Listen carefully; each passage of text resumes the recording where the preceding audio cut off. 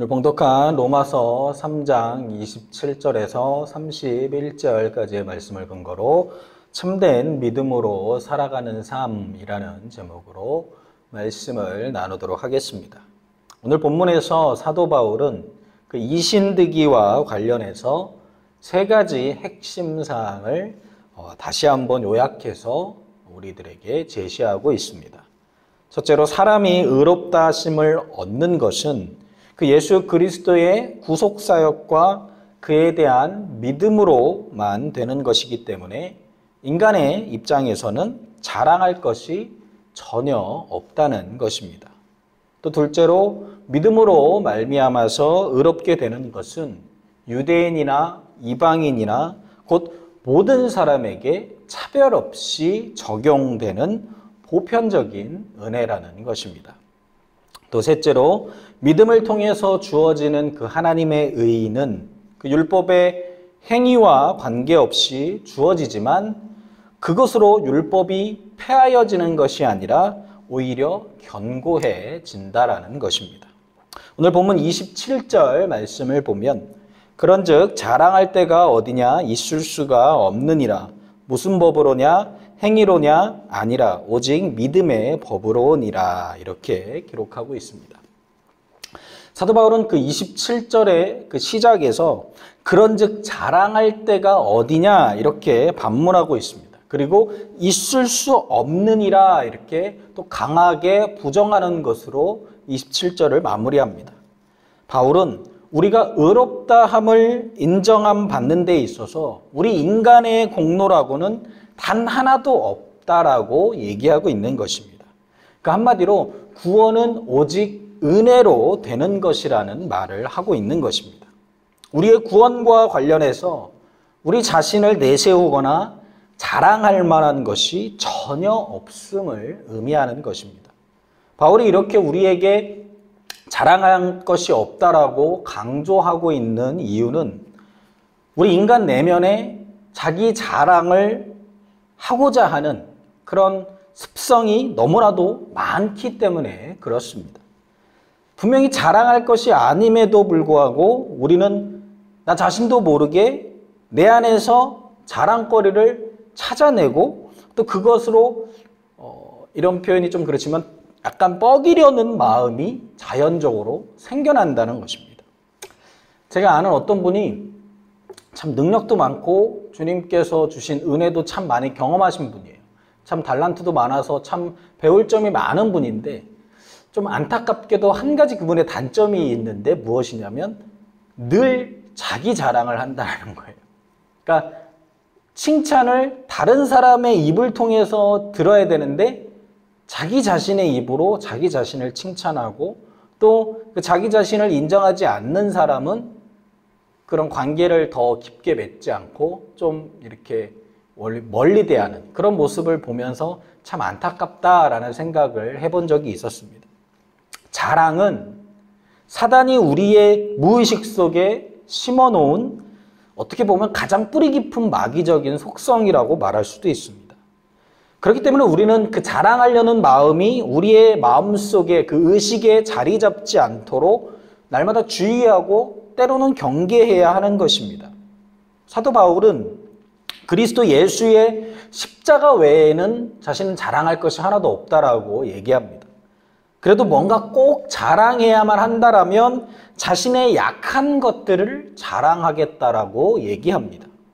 어떤 경우에서라든지 자신을 자랑할 수 없다 이런 생각이 그 사도 바울의 그 내면에 깔려 있는 그런 대답인 것이죠.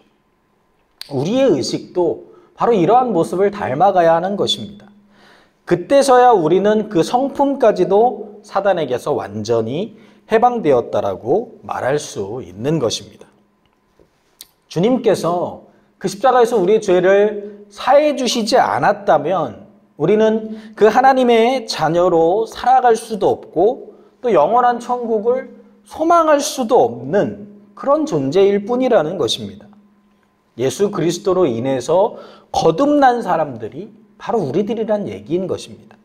그렇기 때문에 우리는 예수님의 그 놀라운 은혜만을 기억하고 겸손히 누구만을? 주님만을 자랑하는 삶을 살아가야 하는 것입니다. 나의 나된 것은 모두 다 하나님의 은혜인 것이죠. 그런 말을 믿음으로 고백하고 사도 바울처럼 예수 십자가 외에는 나는 자랑할 것이 하나도 없습니다. 이러한 겸손한 고백을 주님 앞에 올려드리고 주님만 따라가야 하는 것입니다. 그것이 진정한 은혜 받은 사람의 모습인 것이고 그것이야말로 참된 믿음으로 살아가는 삶이 되는 것입니다. 시편 3절 말씀에 악인은 그의 마음의 욕심을 자랑하며 탐욕을 부리는 자는 야외를 배반하여 멸시하나이다. 이렇게 기록하고 있습니다. 또 예레미야 9장 23절에서 24절 말씀을 보면 야훼께서 이와 같이 말씀하시되 지혜로운 자는 그의 지혜를 자랑하지 말라. 용사는 그의 용맹을 자랑하지 말라. 부자는 그의 부함을 자랑하지 말라. 자랑하는 자는 이것으로 자랑할지니 곧 명철하여 나를 아는 것과 나 야훼는 사랑과 정의와 공의를 땅에 행하는 자인 줄 깨닫는 것이라. 나는 이 일을 기뻐하노라. 야훼의 말씀이니라. 이렇게 기록되어져 있습니다. 또 야고보서 4장 16절 말씀에 이제도 너희가 허탄한 자랑을 하니 그러한 자랑은 다 악한 것이다. 우리가 자랑할 것은 예수님밖에 없다는 거예요. 예수님 말고 우리가 자랑할 게 뭐가 있습니까? 우리가 예수님 없이는 이 세상에 갖고 있는 그 모든 자랑할 것이 다 허무한 것입니다. 헛된 것입니다. 예수님이 있어야 우리가 자랑하는 그 무엇들도 다 존재의 이유가 있는 것입니다. 그렇기 때문에 우리가 자랑할 것은 오직 예수 그리스도밖에 없다라는 것입니다. 그것을 분명히 기억하게 되시기를 주님의 이름으로 축원드리겠습니다. 본문 28절을 보면 그러므로 사람이 의롭다 하심을 얻는 것은 율법의 행위에 있지 않고 믿음으로 되는 줄 우리가 인정하노라 이렇게 기록하고 있습니다. 27절 하반절과 28절에서 가장 중요한 핵심 단어는 믿음입니다.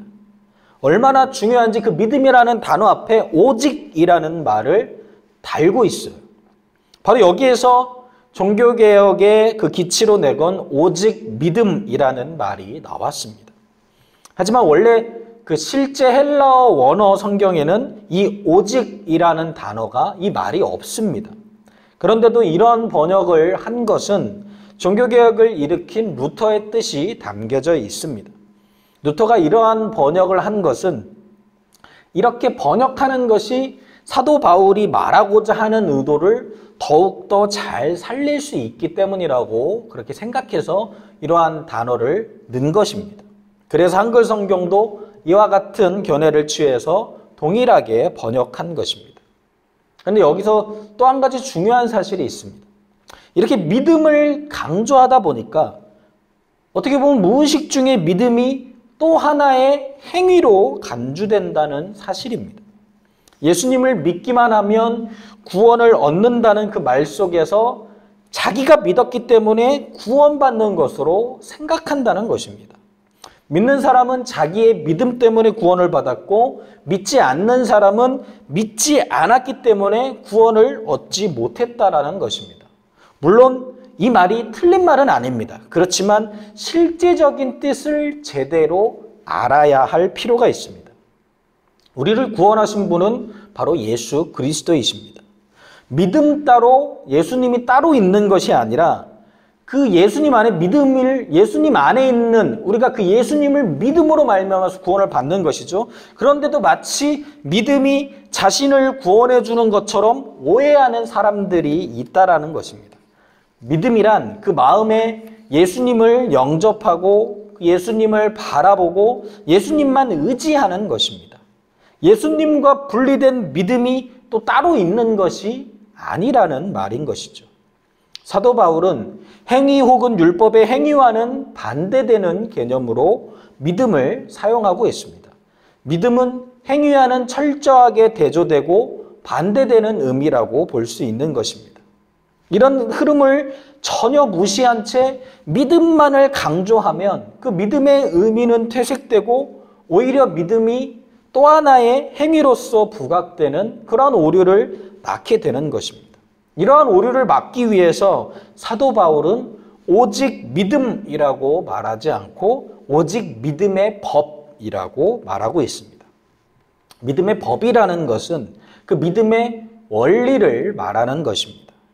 하나님께서 인간 구원을 위해 원리와 그 시스템, 즉 믿음의 원리와 시스템을 작동하셨다라는 의미인 것이죠. 하나님께서 애초에 우리를 구원할 의도가 전혀 없으셨는데 우리가 믿음으로 그것이 이루어지도록 한 것이 아니라 하나님께서 이미 십자가 구원을 이뤄 놓으심으로 우리의 믿음이 가능할 수 있었던 것입니다. 그러므로 믿음 자체도 하나님의 은혜인 것입니다. 우리의 구원은 이 믿음의 원리와 시스템이 가동된 결과라고 얘기할 수 있는 것이죠.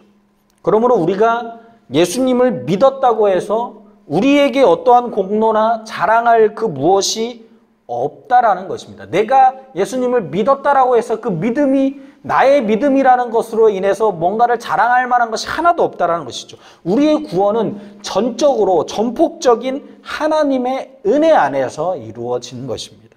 구원이 전적인 전폭적인 그 하나님의 은혜임을 고백하게 될 때 우리는 참된 믿음으로 살아갈 수 있게 된다는 것을 기억하게 되시기를 주님의 이름으로 축원드리겠습니다. 고린도서 3장 5절 말씀에 우리가 무슨 일이든지 우리에게서 난 것 같이 스스로 만족할 것이 아니니 우리의 만족은 오직 하나님으로부터 나느니라. 에베소서 2장 8절에서 9절 말씀을 보면 너희는 그 은혜에 의하여 믿음으로 말미암아 구원을 받았으니 이것은 너희에게서 난 것이 아니요 하나님의 선물이라. 행위에서 난 것이 아니니 이는 누구든지 자랑하지 못하게 함이라. 이렇게 기록하고 있습니다. 하나님께서 주신 전적인 은혜 안에서 그 십자가에서 이뤄놓으신 그 놀라운 구원을 우리가 믿게 된 것이지 우리가 잘나서 우리가 믿음으로 그렇게 선택하고 고백하고 그러한 것을 우리가 성취해낸 것이 아니라는 것입니다. 모든 것이 하나님의 전적인 은혜 안에서 우리에게 주어졌을 때 그렇게 예수님을 믿는 그 믿음의 법을 통해서 우리가 그 믿음의 원리를 깨닫고 온전히 믿음을 고백하고 나아가게 될 때 온전히 주님의 자녀로서 우리가 온전히 구원받은 놀라운 은혜를 경험하게 되는 것이죠. 오늘 본문 29절 말씀을 보면 하나님은 다만 유대인의 하나님이시냐 또한 이방인의 하나님은 아니시냐 진실로 이방인의 하나님도 되시느니라. 이렇게 기록하고 있습니다. 29절 말씀은 당시 유대인들이 지녔던 극단적인 어떻게 보면 굉장히 편협한 그런 행동을 그러한 마음가짐을 그렇게 전곡을 찌르고 있는 질문이라고도 말할 수 있을 것입니다. 유대인들은 그 당시에 하나님을 오직 자신들만의 하나님이라고 생각했습니다. 그래서 자신들만이 하나님의 백성이라고 얘기하는 것입니다. 하나님이 이방인의 하나님이 되신다거나 혹은 하나님이 이방인을 사랑하신다라는 생각은 절대로 꿈에도 생각하지 않았다라는 것이죠. 성경에서는 하나님께서 그 선지자들을 통해서 이방인의 하나님도 되시고 유대인을 사랑하시듯이 이방인도 사랑하신다는 사실을 누누이 알리셨습니다. 그런데도 유대인들은 당시 이런 성경의 가르침은 도외시한 채 철저한 어떻게 보면 민족적인 이기심에 입각해서 하나님은 자신들만의 하나님이 되신다고 되어야만 한다라고 생각했던 것입니다. 이러한 극단적인 이기심으로 가득 차 있는데 그들이 과연 하나님을 제대로 생각할 수 있었겠습니까? 아니죠. 자신과 자신의 행복, 그 자신의 계획이 삶의 모든 기준이 되는 그런 모습을 보여주는데 어떻게 하나님의 뜻을 살펴볼 수 있겠습니까? 이러한 극단적인 이기심은 반드시 불신앙의 결과를 초래하게 되어 있는 것입니다. 아무리 예수님을 잘 믿는 것처럼 행동한다고 할지라도 언젠가는 믿음의 길을 벗어나게 되어 있다는 것이죠. 하나님께서 이방인의 하나님도 되신다는 사실을 인정하고 극단적인 이기주의를 벗어났던 유대인들은 구원을 얻게 되었습니다. 참된 믿음의 길을 걸어가게 된 것이죠. 하지만 그런 사실을 인정하지 않았던 그런 유대인들은 하나님의 구원에서 제외되는 너무나도 안타까운 그러한 사실을 겪게 될 수밖에 없었던 것입니다. 부름받은 것은 유대인들이 먼저였는데 이런 편협한 어떻게 보면 민족적인 이기주의를 다스리지 못함으로 인해서 믿음의 길에서 멀어지게 된 것입니다. 그러므로 우리는 나의 삶과 가치관과 생각과 나의 모든 것이 하나님 중심으로 바뀌도록 노력해야 합니다. 우리의 인간적인 이기심을 버리고 하나님이 주시는 그 은혜 안에서 하나됨을 인정해야 하는 것이죠. 나만 구원받는 것이 아닙니다. 하나님은 나 혼자만의 하나님이 아니고 나 혼자만을 구원하시기 위해서 예수님이 십자가에서 돌아가신 것이 아니라는 사실을 우리들은 분명하게 인정하고 그렇게 고백해야 하는 것이죠. 그러므로 우리가 해야 될 것은 아직도 주님을 알지 못하는 사람들에게 우리가 받았던 그 복음, 그 구원의 은혜를 온전히 전해야 하는 것입니다. 우리를 구원하여 주신 주님께서 아직도 주님을 알지 못하는 그 긍휼한 사람들에게도 복음이 증거되기를 바라고 계시기 때문에 그런 것이죠. 멀리 찾을 것도 없습니다. 우리 가족 중에서 예수님을 안 믿는 사람이 얼마나 많이 있습니까? 내 친구 중에서 예수님을 믿지 않는 사람이 얼마나 많이 있습니까? 내 직장에서, 내 이웃들 중에서 예수님을 믿지 않고 오히려 그 예수님을 믿는 사람들을 어리석다라고 얘기하고 그 예수님을 믿는 그 기독교를 개독교라고 얘기하는 그러한 사람들이 얼마나 많이 있습니까? 그 사람들에게 아직 그들에게 예수 그리스도의 복음이 증거되지 않았다면 우리들은 유대인에게만 복음이 있는 것이 아니라 이방인에게도 하나님이 되시고 그 복음이 있는 것처럼 우리도 그들에게 그 복음이 전해질 수 있도록 그들도 복음을 받아들이고 주님의 자녀가 되고 하나님의 백성으로 살아갈 수 있도록 우리들은 복음을 전해야 하는 것입니다. 그것이 바로 참된 믿음으로 살아가는 삶이라는 사실을 분명하게 기억하게 되시기를 주님의 이름으로 축원드리겠습니다. 또 본문 30절을 보면 할례자도 믿음으로 말미암아 또한 무할례자도 믿음으로 말미암아 의롭다 하실 하나님은 한 분이시니라 이렇게 기록하고 있습니다. 사도 바울은 하나님은 한 분이심을 강조합니다. 할례자를 믿음으로 말미암아 의롭다고 하시듯이 무할례자도 믿음으로 말미암아 의롭다고 하시는 일에 있어서 어떠한 조금이라도 분열이나 어떠한 갈등이 없다라는 그러한 사실에 대해서 언급하고 있는 것입니다. 사도 바울이 이것을 강조하고 있는 것은 그 당시에 할례자들 입장에서는 도저히 이 내용이 받아들일 수 없는 것이기 때문에 그렇습니다. 그러니까 한마디로 얘기해서 할례자들에게는 무할례자들이 어떤 의미냐면 그 존재 자체가 어떻게 보면 지옥의 땔감 정도로 그 정도로 치부했던 사람들이라는 사실인 것이죠. 그런데 할례 없는 그들이 자기들과 동일하게 의롭다 하심을 받는다? 이것은 상상조차도 할 수 없는 일이었다라는 것입니다. 그런데 사도 바울은 이런 상상조차도 할 수 없는 그 일들이 사실은 현실이라고 말하고 있습니다. 그리고 그것을 행하시는 분이 누구라고요? 하나님이라고 얘기하고 있는 것입니다. 다른 누구도 아니고 한 분 하나님, 그 하나님, 할례자도 믿음으로 말미암아 또한 무할례자도 믿음으로 말미암아 의롭다 하실 하나님은 한 분이시니라. 할례자도 의롭고 무할례자도 의롭다고 믿음으로 말미암아 의롭다. 믿음으로 말미암으면 할례자도 믿음을 통해서 의로운 것이고 무할례자도 믿음을 통해서 의롭다함을 받을 수 있다고 얘기하는 그분은 바로 한 분 하나님이시라는 것이죠. 유대인은 갈등하고 어떻게 보면 받아들일 수 없는 내용이라고 얘기할 수 있을지 모르지만 이 사실은 하나님 입장에서는 전혀 갈등되고 고민할 필요 없는 내용인 것이죠. 이것을 잘 보여주는 것이 예수님이 말씀하신 탕자의 비유입니다. 누가복음 15장 11절에서 32절까지 그 탕자의 비유에 대한 내용이 기록되어져 있습니다. 그 아버지에게 그 유산을 미리 달라고 해서 그것을 미리 받은 둘째 아들이 허랑방탕하게 그것을 사용하고 그것을 다 쓰고 놀다가 이제 정말로 어떻게 할 바를 모르고 남의 노예로 살 바에는 그냥 아버지 집에 가서 노예로 사는 것이 그것이 오히려 더 편하겠다. 그것이 더 좋은 일이겠다 싶어서 집으로 돌아옵니다. 그때 돌아왔을 때 그 탕자의 형, 첫째는 엄청나게 화가 치밀어 오르고 아버지에 대해서 어떻게 보면 배신감을 느끼는 모습을 보여줍니다. 아버지의 살림을 창기와 함께 탕진한 그 동생을 받아들인다라는 것, 이것은 자신에게는 도저히 용납할 수 없는 일이라는 사실입니다. 그래서 진노한 나머지 아버지께서 펼치는 그 잔치에도 참여하지 않습니다. 그에 반해서 아버지는 어떻습니까? 그 탕자를 위해서 그 발에 신을 신깁니다. 그리고 손에는 가락지를 끼워줍니다. 그리고 좋은 옷을 입혀주고 살찐 송아지를 잡아서 잔치를 벌입니다. 여기에는 어떠한 갈등도 없고 어떠한 진노하는 모습도 보이지 않습니다. 네가 내 돈을 다 가지고 가서 그렇게 허랑방탕하게 탔어? 너 그럴 줄 알았다. 어디 들어오려고 그래? 문지방 밟지도 못해 너는. 이렇게 얘기 안 했다라는 것입니다.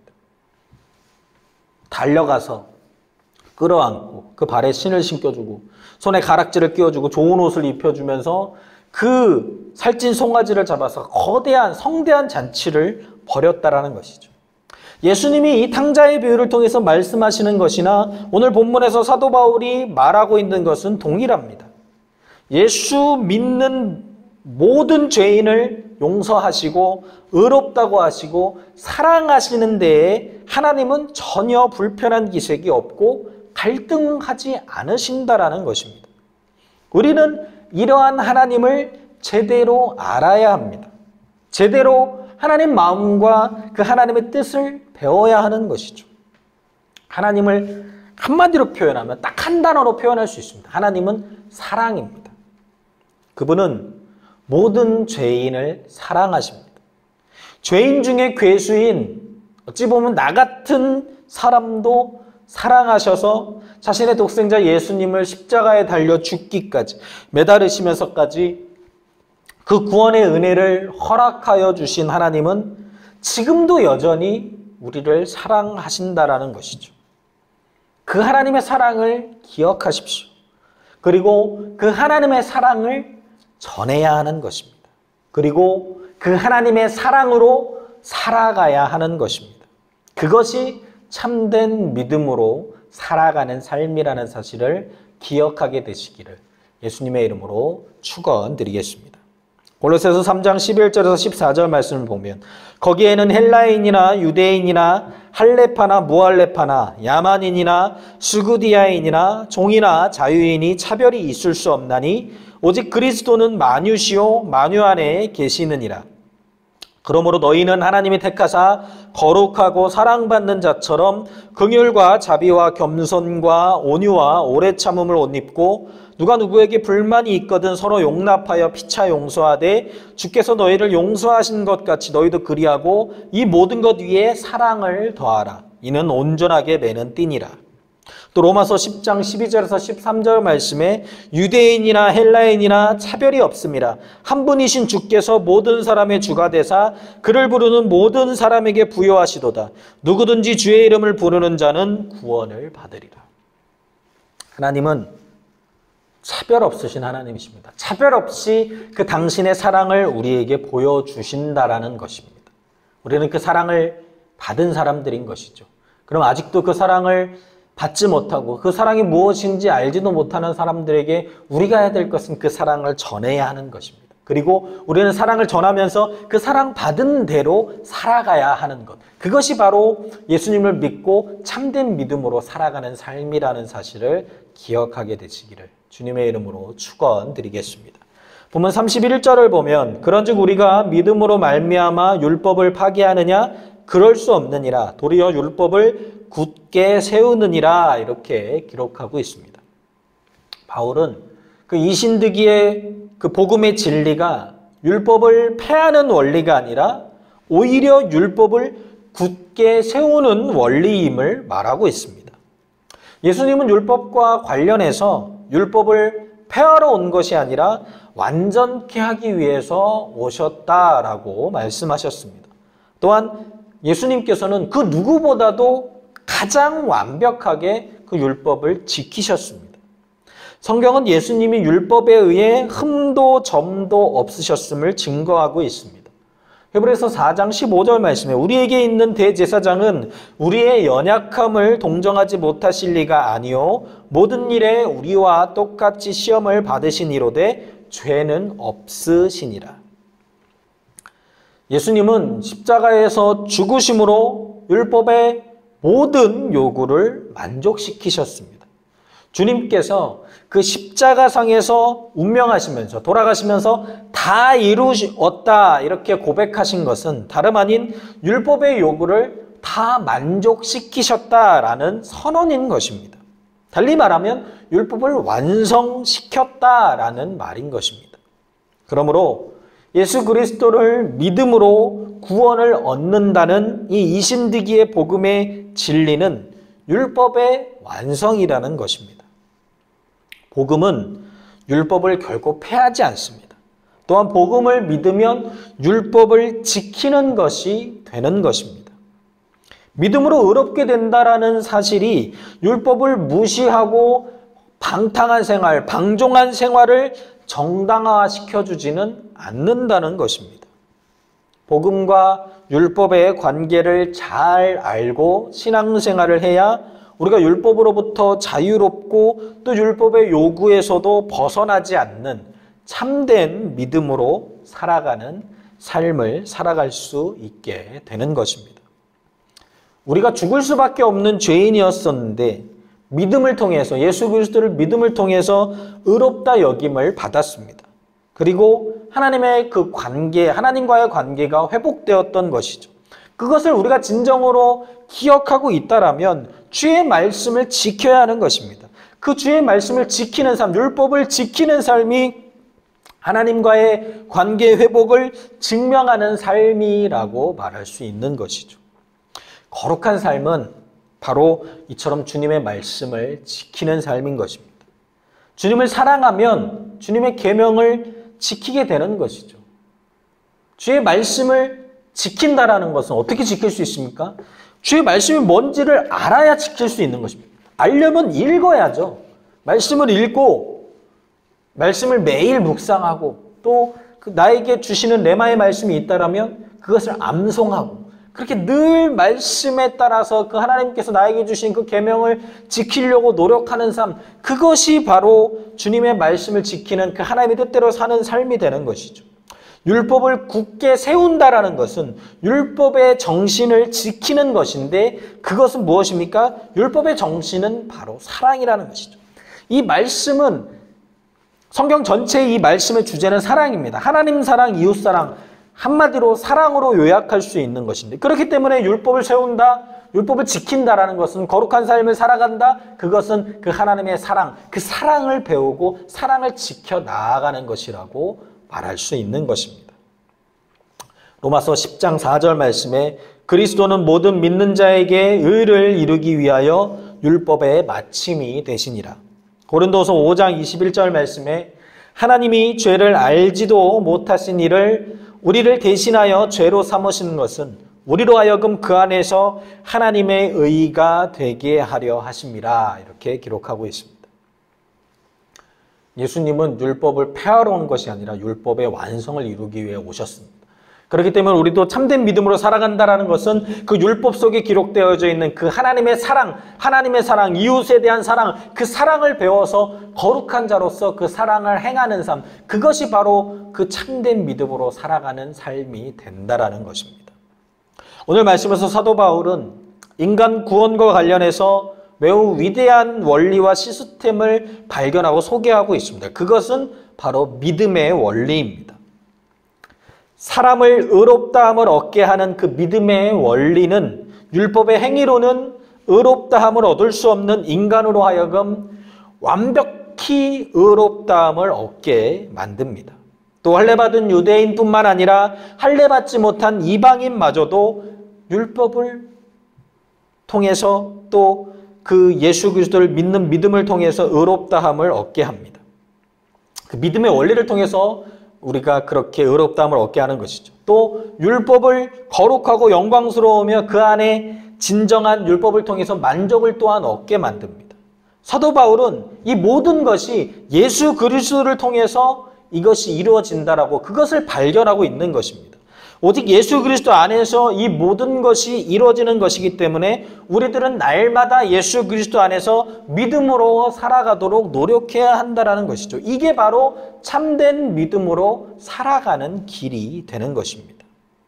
예수 안에서 놀라운 그 복음의 은혜를 누리고 아직도 주의 복음을 듣지 못한 그런 사람들에게 그 복음을 전하는 그 하나님의 사랑을 실천하고 또 주님의 말씀 안에서 참된 만족을 얻고 그것을 지켜나가며 거룩한 삶을 사는 것, 그것이 바로 참된 믿음으로 살아가는 삶이고 진정한 축복의 삶이 된다라는 것을 기억하는 저와 여러분들 되시기를 주님의 이름으로 축원드리겠습니다. 기도하십시오.